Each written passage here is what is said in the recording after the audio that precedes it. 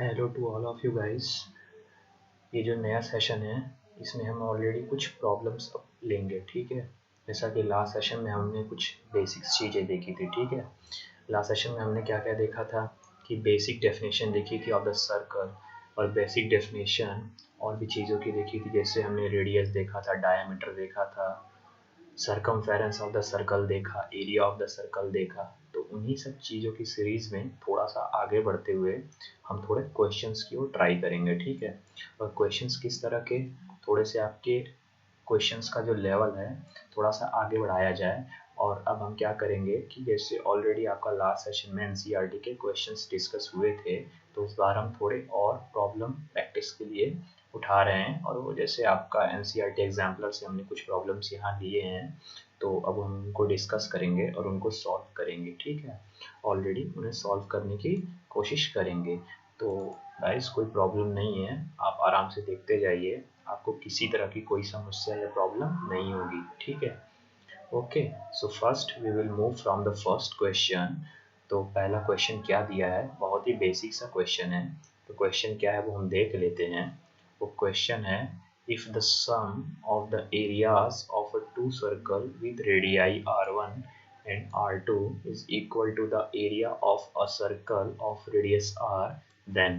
तो हमको ये चार ऑप्शन दिए हुए हैं। पहला option r1 plus r2 is equal to r, second है r1 plus r2 is equal to r square, third part है r1 plus r2 less than r, and fourth one है r1 प्लस r2 का r1 square plus r2 square less than r square, ठीक है। तो इस question में करने के लिए कुछ ज़्यादा कुछ नहीं करना है। इस क्वेश्चन में हमको बस इतना देखना है कि लैंग्वेज में कह क्या रहा है, और लैंग्वेज बहुत ज़्यादा इजी है, ठीक है। कह रहा है कि sum of the areas of two circle, मतलब जो दो सर्कल हैं उनका जो एरिया है, उनका जो सम है, ठीक है, वो, और उनकी जो रेडियाई है r1 एंड r2। तो अगर मान लीजिए दो हमारे सर्कल हैं, एक का रेडियाई r1 है, ये r1 है, ठीक है, और इसका रेडियाई क्या है, r2 है, ठीक है, क्या है, r2 है। और ये जो दोनों का सम है, ये दोनों का सम जो है वो तीसरे सर्कल के एरिया के बराबर है जिसकी रेडियस r है। तो मैंने कर दिया कि इसकी जो दोनों का जो समेशन है, पहले सर्कल और दूसरे सर्कल का, उसका जो एरिया है वो तीसरे वाले के समेशन के इक्वल है एरिया के, ठीक है। तो तीसरे वाले का अगर एरिया मैं a लेता हूँ और पहले दोनों का a1 और a2 लेता हूँ, तो according to the given condition क्या हो गया, a1 plus a2 is equal to a given. कुछ नया नहीं लिखा हूँ, यही बताया गया है कि a1 क्या है, पहले वाले का सर्कल का एरिया जिसकी रेडियस r1, और a2 दूसरे वाले का सर्कल है उसका एरिया जिसकी रेडियस r2 है, और a जो हमारा एक नया सर्कल है या जो फाइनल सर्कल है जिसका रेडियस r है, जिसके एरिया के इक्वल के बराबर है दोनों एरिया, जो दोनों सर्कल का एरिया है, ठीक है। बस यही दिया हुआ, कुछ नया नहीं दिया हुआ। a1 plus a2 is equal to a आपके क्वेश्चन में गिवन है, ठीक है। तो मैंने कर दिया, ये दोनों सर्कल का एरिया है, ये तीसरे वाले सर्कल के एरिया के बराबर है, ठीक है। तो a1 plus a2 is equal to a। जैसा कि हमने लास्ट कंसेप्ट में हमने पढ़ा था, तो आप ध्यान दीजिए, आप कंसेप्ट बाई कंसेप्ट चलिए, कोई लेक्चर मिस मत करिए, ठीक है। नहीं तो आपको पीछे का कंसेप्ट जुड़ता जाएगा और आगे आपको प्रॉब्लम होती जाएगी, ठीक है। तो अगर आपने लास्ट वीडियो नहीं देखी है तो आप लास्ट वीडियो ज़रूर देख लीजिए थोड़ा सा, ठीक है। आपको रेफरेंस मिल जाएगा कि क्या हो रहा है यहाँ पर। तो ए की जो वैल्यू है वो पाई आर स्क्वायर, सर्कल का जो एरिया हुआ वो पाई आर स्क्वायर हो गया। तो पहले वाले का जो एरिया होगा क्या होगा, पाई r1 स्क्वायर, सेकंड वाले का पाई r2 स्क्वायर, और ये ए क्या है, फाइनल सर्कल का एरिया, ये जो लास्ट सर्कल है उसका एरिया क्या बनेगा, पाई आर स्क्वायर। क्यों, क्योंकि इसकी रेडियस r है, तो इसका जो एरिया बनेगा वो बनेगा पाई आर स्क्वायर। तो ये बना पाई आर स्क्वायर। तो गिवन क्या है, पाई r1 स्क्वायर, पहले सर्कल का एरिया, दूसरे सर्कल का पाई r2 स्क्वायर। क्यों, क्योंकि इसकी रेडियस r2 है, और फाइनल सर्कल का एरिया क्या होगा, सर्कल का होगा पाई आर स्क्वायर। क्यों, क्योंकि इस सर्कल का रेडियस r है। तो फिर यहाँ से अब क्या, बहुत बेसिक सा कैलकुलेशन है, पाई को कॉमन कर लेंगे, ठीक है। पाई से कॉमन किया तो बचेगा क्या, r1 square plus r2 square is equal to pi of r square. Pi pi आप काट सकते हैं, r1 square plus r2 square is equal to क्या बचा, r स्क्वायर। अब तो जो भी ऑप्शन आता हो आप आराम से टिक कर लीजिए। वैसे कौन सा ऑप्शन सही है इसके अकॉर्डिंग, ये देखिए, ये ऑप्शन सही है, r1² plus r2² is equal to r²। B part सही हो जाएगा, आपका बॉम्बे करेक्ट हो जाएगा। ठीक है, तो ये हुआ हमारा पहला क्वेश्चन। अब एक क्वेश्चन इसी कंसेप्ट पर मैं आपको होमवर्क दूंगा। क्यों? क्योंकि अगर सारे क्वेश्चन आप करते जाएंगे तो कुछ आपकी प्रैक्टिस क्या होगी। हाँ, ये बात ज़रूर है, अगर इस क्वेश्चन में आपको प्रॉब्लम आएगी तो आप ज़रूर मुझे कमेंट बॉक्स में बताइएगा, तो मैं इस क्वेश्चन को ज़रूर सॉल्व करवाऊंगा। ठीक है, ये क्वेश्चन आप देखिए पहले क्या है क्वेश्चन। ये क्वेश्चन है, if the sum of the circumference of two circles with radii r1 and radii r2 is equal to the sum of the circumference of the radius r, then यहाँ पर चार ऑप्शंस हैं, r1 plus r2 is equal to r, r1 plus r2 greater than r, r1 plus r2 less than r, and nothing can be said about the relation among all. तो ये question मैं आप पर छोड़ दे रहा हूँ। क्यों? क्योंकि ये क्वेश्चन आप देखेंगे, ऑलरेडी मैंने इस तरह का एक क्वेश्चन का आइडिया पिछली बार भी लिया था, तो आप उसको देखिए। अगर उसके बाद भी नहीं बनता है तो आप कमेंट बॉक्स में ज़रूर एक बार क्वेश्चन को डालिए। ठीक है, आप बताइए आपको किस में प्रॉब्लम है, हम ज़रूर उस क्वेश्चन को वापस से करेंगे। ठीक है, ओके। सो हम नेक्स्ट प्रॉब्लम पे बढ़ते हैं, जो थोड़ा ठीक ठाक प्रॉब्लम है। ठीक है, वो बहुत बेसिक प्रॉब्लम से थोड़ा सा लेवल इंक्रीज होता है, ज़्यादा नहीं, बहुत बेसिक सा है। क्वेश्चन क्या है देख लीजिए। क्वेश्चन आपका तीसरा क्वेश्चन है एग्जाम्पलर का, और देखिए क्या पूछा है इसमें पूछा है, if the circumference of a circle and the perimeter of a square are equal. तो बोल रहा है, ये चार ऑप्शन दिया है भैया, और चारों में से पूछ रहा है कौन सा वाला सही होगा। कह रहा है अगर किसी सर्कल का सर्कमफेरेंस हुआ, मान लीजिए कोई एक सर्कल है, ये मान लीजिए एक सर्कल हो गया, इसका कुछ सर्कमफेरेंस होगा, और एक पेरीमीटर होगा एक स्क्वायर का। ठीक है, ये कोई पेरीमीटर है, ये स्क्वायर का कोई पेरीमीटर होगा, ये एक स्क्वायर है, इसका कोई एक पेरीमीटर होगा, और अगर ये दोनों इक्वल हैं तो पूछ रहा है कौन सा ऑप्शन सही होगा। पहला ऑप्शन क्या है, area of circle is equal to area of square. Second है area of circle greater than area of square. Third one, area of circle less than area of square, and last one, nothing can be said about the relation between areas of the circle and square। ठीक है, चलिए हम देखते हैं इसमें क्या होता है। बहुत ही बेसिक सा क्वेश्चन है, थोड़ा सा आइडिया लेना है।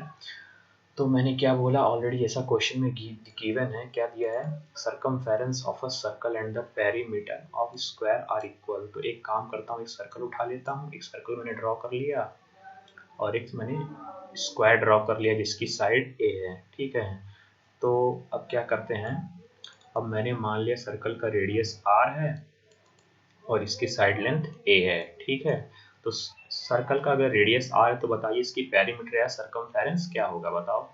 वो होगा 2πr। ठीक है, और इसका क्या होगा, ये जो आपका स्क्वायर बना इसका पेरीमीटर क्या होगा, ये अगर a हो गया, ये a है, ये a है, ये a है, तो टोटल पेरीमीटर क्या बनेगा इस स्क्वायर का, क्या बनेगा 4a, और इसका 2πr। तो गिवन क्या है क्वेश्चन में, फिर से पढ़ लो क्वेश्चन, एक बार हिट करो कि सर्कमफेरेंस ऑफ द सर्कल और पेरीमीटर इक्वल हैं। ठीक है, तो जो भी हमने निकाला है यहाँ पर सर्कमफेरेंस ऑफ सर्कल और पेरीमीटर 2πr और 4a, ये दोनों इक्वल हैं, ये क्वेश्चन में गिवन है, तो मैंने लिख दिया 2πr is equal to 4a। कोई दिक्कत यहाँ तक? आई थिंक कोई होप आपको दिक्कत ही नहीं आई होगी। तो आगे बढ़ते हैं इसी सीरीज में। अगर 2πr is equal to 4a है तो 2 से 2 कैंसल, और πr is equal to 2a। ठीक है, बहुत बेसिक सा। अब हमसे पूछा क्या, पूछा है कि कौन सा एरिया बड़ा होगा, कौन सा एरिया छोटा होगा।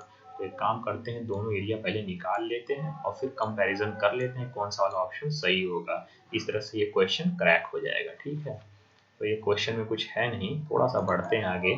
a1 की वैल्यू क्या होगी, सर्कल का एरिया क्या होगा, पहले हम सर्कल का एरिया निकालते हैं, वो वैल्यू होगी पाई ऑफ आर स्क्वायर। क्यों? हमको ऑलरेडी आपको मैंने पिछले लेक्चर में बताया था कि सर्कल का एरिया क्या होता है, पाई आर स्क्वायर।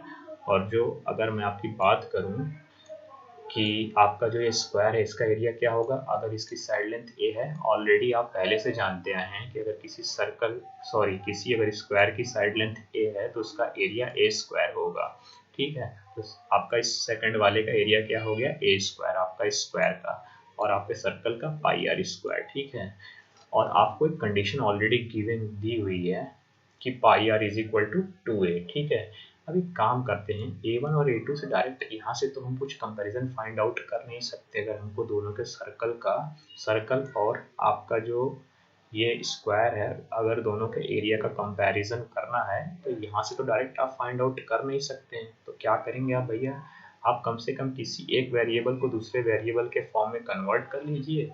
दोनों को या तो आर में कर लो या दोनों को ए में कर लो। तो इससे क्या होगा, आप आराम से कंपैरिजन कर सकते हैं A1 और A2 के बीच में। और आपको वही तो करना है, A1 और A2 के बीच में ही तो कंपैरिजन करना है। देखो ठीक है, सारे क्वेश्चन में देख लो ऑप्शंस में। तो A1 A2 के बीच में कंपैरिजन करने के लिए सबसे पहले A1 और A2 को किसी एक वेरिएबल के फॉर्म में कन्वर्ट करना होगा। चलो मैंने क्या किया, मैंने डिसाइड किया कि चलो दोनों को हम क्या करते हैं, आर के फॉर्म में कन्वर्ट कर लेते हैं। तो A1 तो पाई आर स्क्वायर दिया हुआ है, A2 ए स्क्वायर दिया हुआ है, इसका मुझे आर के फॉर्म में चाहिए। कैसे मिलेगा, ऑलरेडी आप कुछ ध्यान दीजिए, आपने पीछे इक्वेशन बनाई थी 2 pi r is equal to 4a जो गिवन था, दोनों का जब सरकमफेरेंस और पेरीमीटर इक्वल था तो वहां से pi r is equal to 2a बनाया था। ठीक है, तो अगर a को मुझे r के फॉर्म में लिखना है तो बड़ा आसान है। क्या लिखूंगा, a इज इक्वल टू क्या हो जाएगा, पाई आर अपॉन 2। वही लिखा है मैंने, a is equal to pi r upon 2। कुछ नया नहीं आया, वो यहीं से आया देखिए। और यहाँ से a is equal to pi r upon 2। तो यहाँ से क्या, A2 की वैल्यू क्या आई आपकी, अगर A2 की वैल्यू आप रखोगे तो A की वैल्यू पाई आर बाई 2, तो पाई आर बाई 2 का whole square is equal to A2, और पाई आर बाई 2 का अगर आप होल स्क्वायर करोगे इसका तो वो यही आएगा, pi square upon 4 r square. ठीक है, ये आपका आ गया। तो आपका जो A1 है वो कितना है, आपका पहले से ऑलरेडी आया है पाई आर स्क्वायर, और आपका A2 क्या आ गया, pi square upon 4 r square. अब यही दोनों को कंपैरिजन करना है। आर स्क्वायर तो आपको पता है बराबर है, आपको यही चेक करना है कि पाई बड़ा है या पाई स्क्वायर बाई 4 बड़ा है। अगर पाई बड़ा है तो A1 बड़ा हो गया, अगर पाई स्क्वायर बाई 4 बड़ा है तो A2 बड़ा हो गया। चलो वो भी चेक कर लेते हैं, वैसे ये काम तो आपका था लेकिन फिर भी मैं करके दिखा देता हूँ। ठीक है, थोड़ा सा कैलकुलेशन वाला काम। तो A1 की वैल्यू क्या है, 22/7 आर स्क्वायर लिख सकता हूँ कि नहीं, अगर A1 is equal to pi r square है। ठीक, और A2 की वैल्यू क्या है, pi square upon 4 r square, और पाई की जगह मैं क्या रख दूंगा, 22/7 का whole square upon 4 r square. ठीक है, इसकी वैल्यू क्या हो जाएगी, सॉल्व करने पर 121/49 आर स्क्वायर। और A1 मेरा क्या है, 22/7 आर स्क्वायर। अच्छा, 22/7 को मैं ऐसे भी तो लिख सकता हूँ, अगर ऊपर नीचे न्यूमरेटर एंड डिनोमिनेटर में अगर मैं 7 से मल्टीप्लाई करता हूँ, ठीक है, तो क्या जाएगा, न्यूमरेटर क्या आएगा आपका 154 आ जाएगा। 7 इंटू 22 154, और 7 इंटू 7 49। ठीक है, तो 154/49। ये ऐसा मैंने क्यों किया, क्योंकि ऊपर वाला 121/49 है, तो मैंने नीचे वाले को भी 49 में कन्वर्ट करके दिखा दिया कि कौन सा वाला बड़ा आपको क्लियर कट दिख जाए। ठीक है, तो 121/49 और 154/49 में कौन सा वाला बड़ा है, ऑब्वियसली ये बड़ा है। क्यों, क्योंकि इसका न्यूमरेटर ज्यादा है और डिनोमिनेटर तो दोनों का सेम है, तो फिर 154 आपका बड़ा है। आई थिंक इससे और ज्यादा बेसिक तरीके से आप और ज्यादा विजिबिलिटी से नहीं चेक कर सकते हैं। ये बिना वैल्यू निकाले आप न्यूमरेटर और डिनोमिनेटर कंपैरिजन करके कर लीजिए। तो 154 और 121 में कौन सा बड़ा है, 154, मतलब A1 एरिया बड़ा हो गया। तो A1 बड़ा हो गया A2 से। आपने A1 क्या माना था, A1 आपने माना था एरिया ऑफ सर्कल, और A2 आपने क्या माना था, एरिया ऑफ स्क्वायर। तो आपका क्या फाइनल रिजल्ट आया, area of circle greater than area of square. तो ये अगर आपका रिजल्ट आया तो आपका जो भी ऑप्शन है आप उसको टिक कर लीजिए। आपका ऑप्शन वैसे कौन सा बनेगा ये तो मैंने ध्यान दिया नहीं, आपका काम है टिक कर लीजिए, area of circle greater than area of square. आपका ये पार्ट आंसर हो जाएगा, बी फॉर बॉम्बे। ठीक है, आपस से एक बार, बी बहुत आता है आप लोगों का, चलिए कोई बात नहीं। चलिए एक अगला क्वेश्चन करते हैं। क्वेश्चन का नंबर तो मैंने नहीं डाला है, आप देख लीजिएगा अपने एग्जाम्पलर में, और नहीं भी देखिए तो कम से कम क्वेश्चन देखिए, छोड़िए क्या ही मिलाएंगे। देखिए क्वेश्चन सॉल्व कैसे हो रहा है। ओके, जैसे ये क्वेश्चन है तो इस क्वेश्चन में क्या पूछा है, area of largest triangle that can be inscribed in semi circle of radius r unit is, a part r square units, second part 1/2 r square units, third part 2 r square units, last part √2 square unit।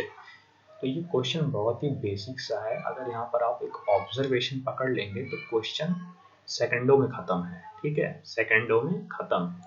किस तरह से और कैसे solve करना है ये आप concept भी बहुत आसानी से जान जाएंगे। तो मान लीजिए इसने पूछा क्या है कि एरिया ऑफ लार्जेस्ट ट्रायंगल, मतलब एक ऐसे ट्रायंगल का हमको एरिया बताना है जो सबसे ज़्यादा बड़ा बन सके, और किस में इंस्क्राइब करना है हमको, एक सेमी सर्कल में इंस्क्राइब करना है जिसकी रेडियस r है। मान लीजिए एक सेमी सर्कल है और अगर इसकी रेडियस r है, देखिए पॉइंट O से ये a की डिस्टेंस r है, तो इसका डायमीटर क्या बन गया, 2r बन गया। और इसके अंदर कोई मुझे समझ लीजिए ट्राइंगल को इंस्क्राइब करना है जिसका एरिया मैक्सिमम आए। वैसे मैं बताऊं अगर आपको, तो यहाँ पे किसी कई तरह के ट्राइंगल इंस्क्राइब हो सकते हैं। ये भी हो सकता है, देखिए ये वाला भी हो सकता है, एक ऐसे भी तो हो सकता है, देखिए ऐसे हो सकता है, ये मैंने थर्ड बनाया है। तो आपको पता कैसे चलेगा कौन सा वाला मुझे ट्राइंगल लेना है? तो उसने क्या बोला है कि एरिया उस ट्राइंगल का लेना है जिसका एरिया लार्जेस्ट आए, ठीक है। एरिया लार्जेस्ट कैसा आएगा ट्राइंगल का, तो हमको एक बेसिक डेफिनेशन पता होती है ट्राइंगल की, कि ट्राइंगल का जो एरिया क्या होता है, 1/2 टाइम्स बेस इंटू हाइट। ये आपने पहले से जरूर पढ़ा होगा कि ट्राइंगल का एरिया क्या होता है, 1/2 बेस इंटू हाइट, ठीक है। तो इसी सीरीज में मूव करते हैं। अगर हम देखें तो कोई भी ट्राइंगल अगर हम अंदर इंस्क्राइब करते हैं, कोई भी ट्राइंगल, उसका बेस तो हमेशा कांस्टेंट 2r ही आएगा। क्यों? क्योंकि कोई भी सर्कल उसका बेस तो एक ही पड़ रहा है, हाइट चेंज हुई है। क्यों? यहाँ से एल्टीट्यूड अलग आपका आएगा, ये आपका अलग एल्टीट्यूड आ रहा है, ये आपका अलग आ रहा है, लेकिन आपका बेस क्या है, कांस्टेंट है, वो भी कितना, 2r विड्थ का। तो बेस जो आपका 2r है, constant for all semi circles, but height varies, height आपकी वेरी कर रही है, ठीक है। तो मैक्सिमम अगर एरिया आपको निकालना है किसी ट्राइंगल का, वो कब होगा, जब बेस तो आपका सेम है, तो हाइट अगर आपका जिस वाले ट्राइंगल में मैक्सिमम होगा, वही वाले ट्राइंगल का एरिया मैक्सिमम आएगा, ठीक है। तो चलिए देखते हैं किस वाले में हाइट मैक्सिमम आएगा। तो मैं एक बात बताता हूँ, देखो जैसे ये वाला ट्राइंगल हो गया, ये वाला हो गया, ये वाला हो गया, और लास्ट में बताइए मैं एक ट्राइंगल ये लेता हूँ, एकदम मिड पॉइंट से होकर जा रहा है, मतलब कहाँ, जो सेंटर के जस्ट ऊपर है। अगर इसकी रेडियस r है, इसके अलावा जितने भी ट्राइंगल बन रहे हैं, छोटे मोटे जो भी ट्राइंगल आपके यहाँ वगैरह कोई भी ट्राइंगल बनेंगे, ठीक है, वो सब ट्राइंगल क्या होंगे, वो सब ट्राइंगल का देखिए तो जो एल्टीट्यूड है सब छोटा ही आएगा कंपैरिजन टू r। सबसे बड़ा एल्टीट्यूड किसका आ रहा है, r का। तो सबसे ज्यादा बड़ा एरिया किसका होगा, बेशक किसी ट्राइंगल का होगा जो कि इसके अंदर इंस्क्राइब्ड है। तो यही एक पॉसिबल ट्राइंगल है इस सेमी सर्कल के अंदर में जिसका एरिया मैक्सिमम आएगा, ठीक है। ओके, तो ये प्रॉब्लम का बस हमने बेस पकड़ लिया, तो क्वेश्चन में कुछ नहीं रह गया, कि बस हमको ये फाइंड आउट करना था इस प्रॉब्लम में कि भैया कौन सा वाला ट्राइंगल होगा। तो ट्राइंगल कौन सा वाला होगा जिसका जो हमारा परपेंडिकुलर है वो सबसे ज़्यादा हो और बेस तो सबका कांस्टेंट है। तो अगर परपेंडिकुलर कौन से वाले का सबसे ज़्यादा होगा, जिसमें कौन सा वाला ट्राइंगल होना चाहिए, वो वाला ट्राइंगल होना चाहिए जो कि जस्ट आपके सेंटर के अपोजिट पड़े, ठीक है। तो ये रहा आपका कि अगर आपका ये ट्राइंगल इस तरह का है कि अगर इसकी एल्टीट्यूड r है और इसका जो बेस 2r है, तो इसका एरिया मैक्सिमम होगा। कितना एरिया होगा, आपको ऑलरेडी मैंने बताया था कि एरिया ऑफ ट्राइंगल क्या होता है, 1/2 बेस इंटू हाइट, ठीक है, 1/2 बेस इंटू हाइट। बेस कितना है आपका 2r, ये मैंने 2r रख दिया, आपका बेस यहाँ रखा है, वैसे ध्यान रख लीजिएगा, थोड़ा आगे पीछे हो गया ऑर्डर, उस पर भावनाओं पे जाइए, क्वेश्चन के हर चीज़ों पर मत जाइए कि आगे पीछे कहाँ लिख दिया है, ठीक है। सो यहाँ पर टोटल जो आपका बेस 2r और आपकी जो हाइट है वो r है, ठीक है।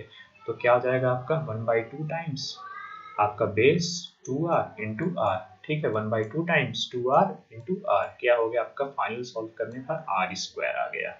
r स्क्वायर, स्क्वायर यूनिट्स, अगर यहाँ पे आपको कोई यूनिट नहीं दी हुई है तो आप क्या लिखोगे, स्क्वायर यूनिट्स। अगर आपको मीटर में दिया था तो मीटर स्क्वायर लिखते, सेंटीमीटर में दिया है तो सेंटीमीटर स्क्वायर लिखे होते, मिलीमीटर में दिया है तो मिलीमीटर स्क्वायर लिखते, डेसीमीटर में दिया है तो डेसीमीटर स्क्वायर लिखते, पिकोमीटर में दिया है तो पिकोमीटर स्क्वायर लिखते, ठीक है। लेकिन यहाँ पे अगर आपको कुछ नहीं दिया है तो स्क्वायर यूनिट्स लिख देंगे, ठीक है।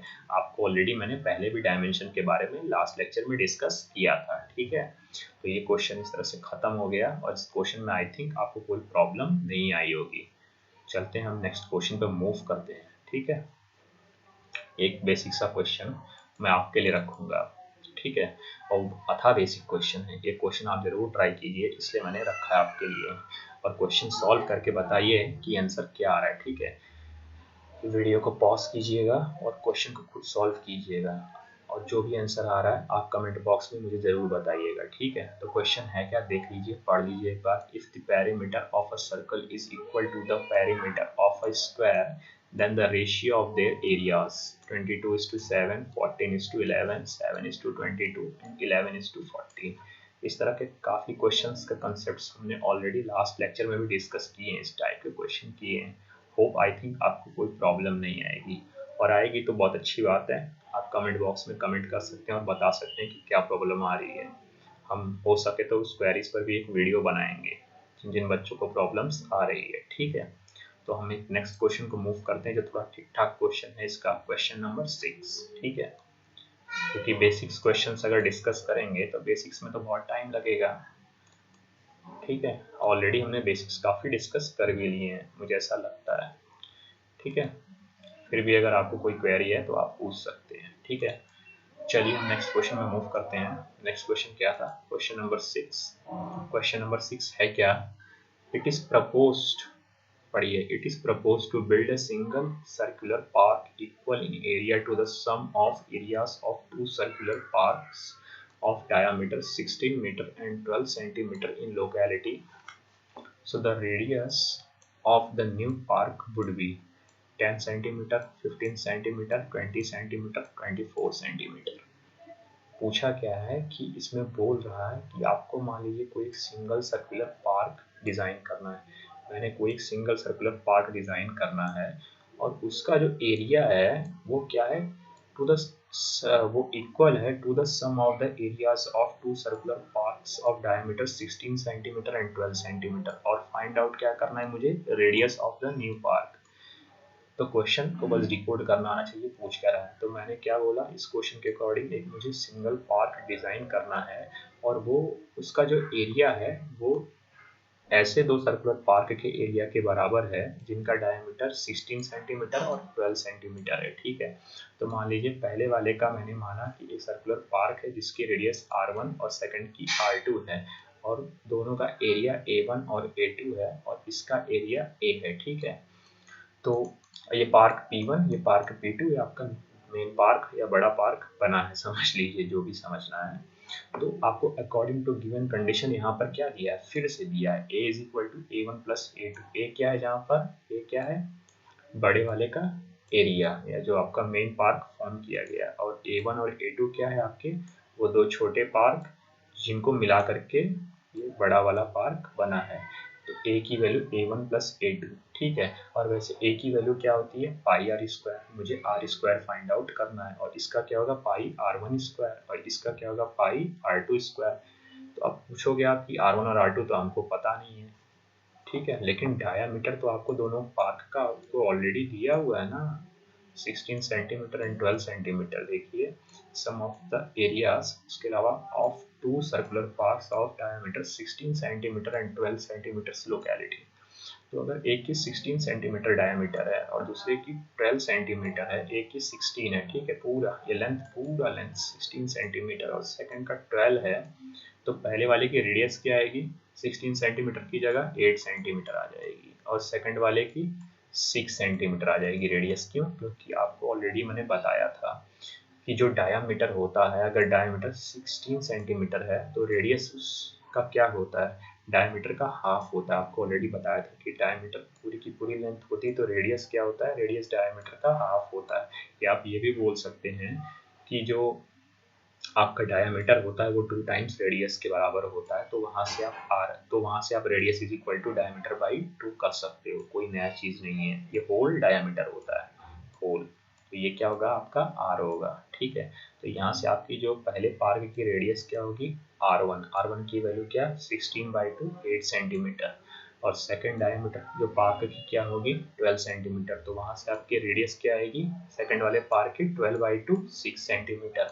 तो यहाँ से आपका R1 आपका आया 8 सेंटीमीटर, R2 आपका आया 6 सेंटीमीटर, और आपको इस कंडीशन में बस पुट करना है, ठीक है। वैसे कंडीशन क्या है, अगर A की वैल्यू A1 प्लस A2 के बराबर है तो यहाँ से आप क्या लिखोगे, मुझे जिसका इसी का सर्कल, इस सर्कल का रेडियस फाइंड आउट करना है, तो वैसे इसका एरिया क्या होगा, बड़े वाले का पाई आर स्क्वायर। इसकी जगह मैंने पुट किया पाई आर स्क्वायर और इस इक्वेशन में A1 की जगह पाई R1 स्क्वायर और इस इक्वेशन में a2 की जगह पाई r2 स्क्वायर, ठीक है। तो pi r square is equal to pi r1 square plus pi r2 square. Okay, so pi r square की वैल्यू पाई कॉमन किया, r1 square plus r2 square, pi pi cut जाएगा, ठीक है। और r square की value r1 square plus r2 square के बराबर। तो r स्क्वायर की वैल्यू क्या आ जाएगी, r1 की वैल्यू क्या है 8 सेंटीमीटर, r2 की वैल्यू 6 सेंटीमीटर।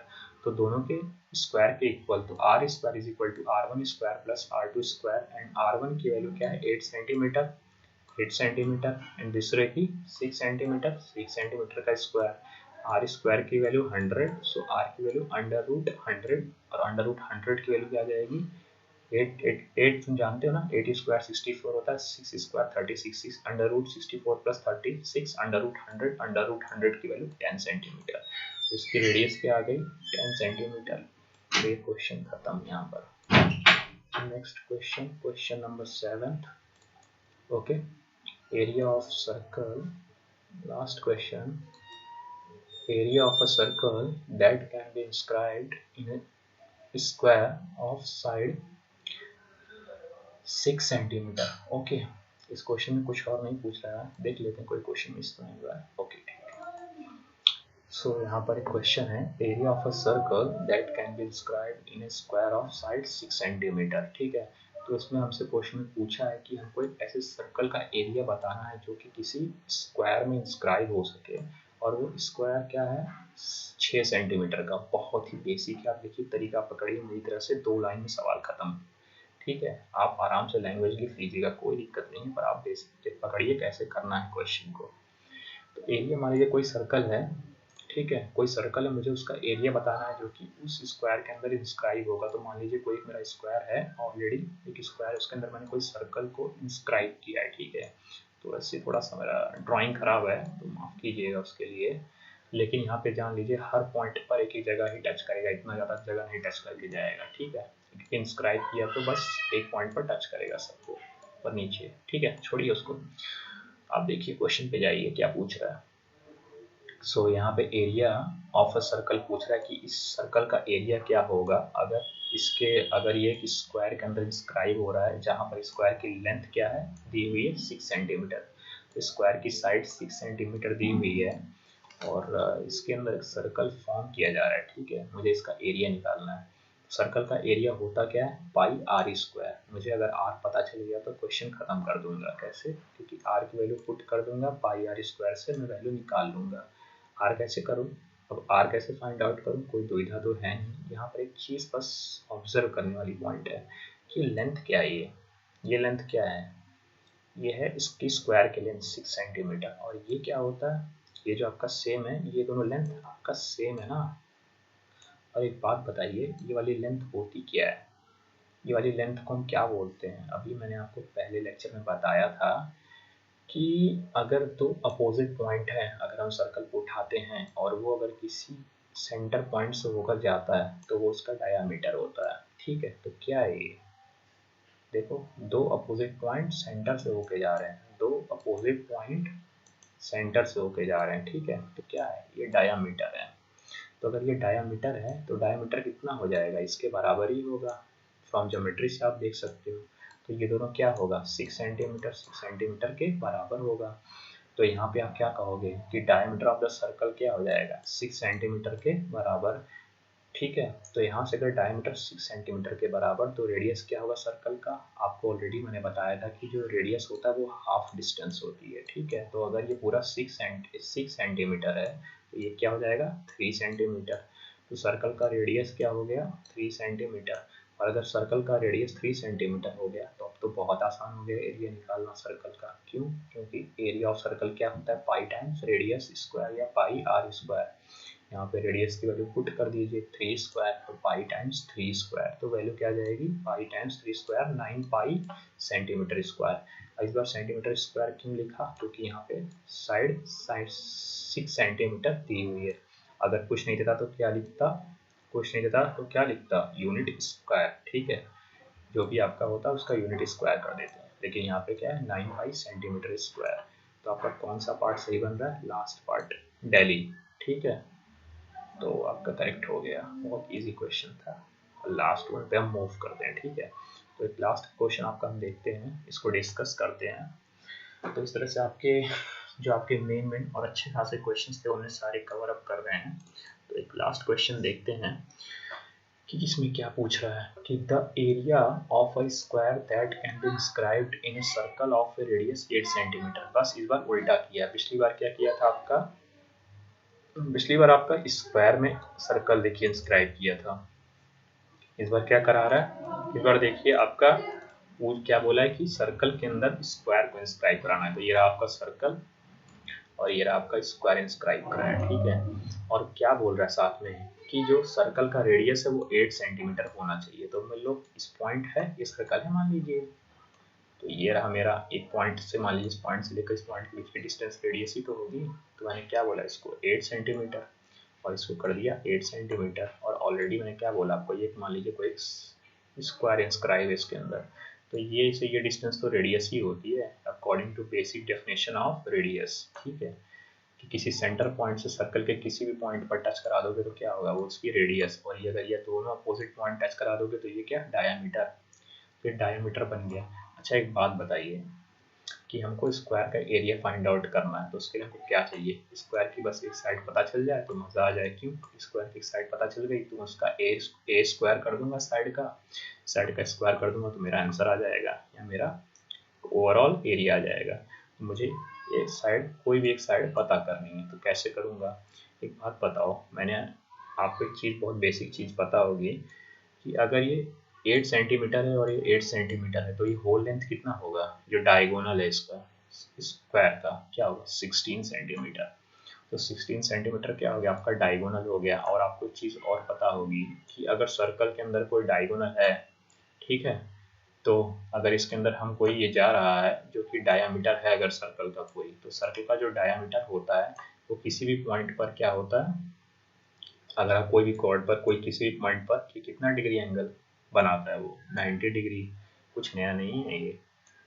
तो ये कितना एंगल बनाएगा, ये 90 डिग्री बनाएगा। आई थिंक आपने पहले 9th में ये जरूर स्टडी किया होगा। तो ये कितना बनाएगा, ये 90 डिग्री। अगर नहीं किया तो ध्यान में रखिए इस पॉइंट को, अदरवाइज रिवाइज कर लीजिए एक बार, ठीक है। कि ये कितना बनाएगा डायगोनल, यहाँ पर 90 डिग्री बनाएगा। क्यों बता रहा हूँ 90 डिग्री, बस एक चीज़ ध्यान रखने के लिए मैं आपको इसलिए बता रहा हूँ ताकि आपको ये पता चल जाए कि जो ये जो ट्रायंगल बनेगा, चाहे ये वाला चाहे ये वाला, दोनों क्या होगा आपका, कौन सा ट्रायंगल बनेगा, राइट एंगल ट्रायंगल, समकोण त्रिभुज, ठीक है। इसका एक एंगल 90 डिग्री होगा, ठीक है। तो ये रहा आपका 90 डिग्री, ये आपका मान लीजिए मैंने साइड लेंथ ए मानी, सबका साइड लेंथ इक्वल है ए ए ए ए, तो मैंने कहा ये ए है, ये भी आपका ए है, ठीक है। तो ये आपका ओवरऑल 16 सेंटीमीटर है जो कि मैंने दिखाया है 16 सेंटीमीटर, उसी को बस एक बार और बता दिया है। तो यहाँ पर अगर आप कोई राइट एंगल ट्रायंगल है, तो राइट एंगल ट्रायंगल में अगर मुझे ए निकालना है तो मैं यहाँ पे क्या करूँगा, बेसिक सा कॉन्सेप्ट है, पाइथागोरस थ्योरम लगा दूंगा। पाइथागोरस थ्योरम का नाम तो सुने ही होंगे पहले भी। क्या होता है पाइथागोरस थ्योरम, वो होता है हाइपोटेन्यूज का square is equal to base square plus perpendicular square. Hypotenuse क्या है, क्या होता है हाइपोटेन्यूज, जो होता है 90 डिग्री के जस्ट जो सामने वाला आपका, जो आपका ये आपका जो साइड है 90 डिग्री के जस्ट सामने वाला, वो आपका हाइपोटेन्यूज है। आपको ऑलरेडी सौरभ सर ने भी बताया होगा ट्रिग्नोमेट्री में कि हाइपोटेन्यूज क्या होता है। तो ये 16 सेंटीमीटर स्क्वायर, 16 सेंटीमीटर क्या है, 16 सेंटीमीटर आपका हाइपोटेन्यूज हो गया। तो यहाँ वैल्यू क्या हो गई हाइपोटेन्यूज की 16, और यहाँ पर बेस क्या है, बेस तो मेरा ए है और मेरा परपेंडिकुलर भी क्या है, ए ही है। क्यों, क्योंकि ये दोनों के दोनों स्क्वायर के साइड हैं तो दोनों इक्वल में ले सकता हूँ। तो मैंने ए माना है तो ए अगर ये होगा तो ये भी ए होगा। तो बस यही वैल्यू पुट कर दो, हाइपोटेन्यूज की वैल्यू 16, बेस की वैल्यू ए, परपेंडिकुलर की वैल्यू ए, और इसको ले जाकर के सब पुट कर दो। तो A square plus A square is equal to 16 square, मैंने वही लिखा है। तो ये आ गया A square plus A square is equal to 16 square, तो 2a square is equal to 16 square. So A square की वैल्यू 16 इंटू 16 अपॉन 2, तो 128 सेंटीमीटर स्क्वायर। अच्छा एक बात बताओ, निकालना क्या था, निकालना क्या था, निकालना था एरिया ऑफ सर्कल। और एरिया ऑफ सर्कल क्या होगा, अगर इसका कोई भी साइड लेंथ ए है, सभी ए ए ए है, तो उसका एरिया क्या होगा, sorry area of rectangle, sorry आपका जो एरिया ऑफ स्क्वायर है उसका आपका एरिया क्या होगा अगर इसका सबका साइड लेंथ ए ही है, तो वो ए स्क्वायर होगा। तो हमने निकाला क्या है, वैसे हमने निकाला भी ए स्क्वायर है, तो कुछ करने की ज़रूरत ही नहीं पड़ी। क्यों? क्योंकि एरिया ऑफ स्क्वायर क्या होता है, साइड स्क्वायर, साइड स्क्वायर क्या होगा, ए स्क्वायर।